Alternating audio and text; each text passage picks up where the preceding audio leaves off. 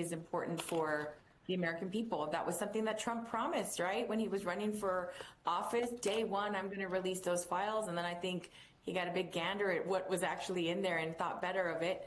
And it's very important that the survivors have that justice. Has leadership spoken to you about how the schedule will play out for that? No.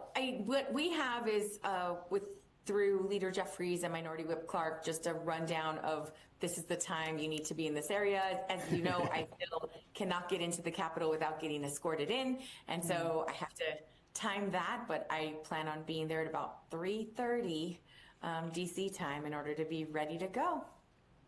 You know, Congresswoman elect, it feels like this particular Congress, under the leadership of Mike Johnson, has lost a sense of urgency for justice, for the rule of law, for procedure, a sense of urgency. Didn't have any in the first place. To your constituents who elected you literally weeks ago. And it is not lost on me that the fact that you have not been seated is intentional. We just had Congressman James Walkinshaw here on the show, who is a Democrat who was quickly sworn in after he was elected in a special election. There are Republican elected officials who had special elections this year and were quickly sworn in. But they have played politics with you. And I just don't think we should lose sight of that. Oh, thank you. I don't think we should either. This is unprecedented.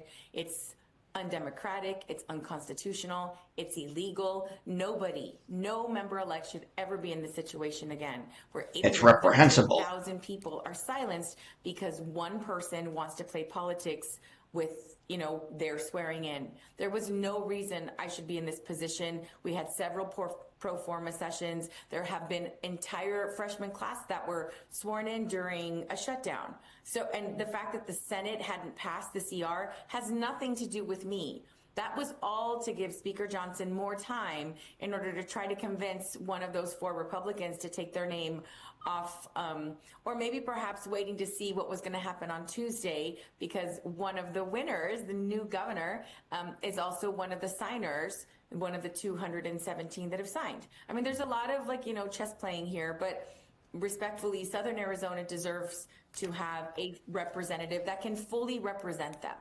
And I'm glad that that's finally going to happen after 49 days of waiting.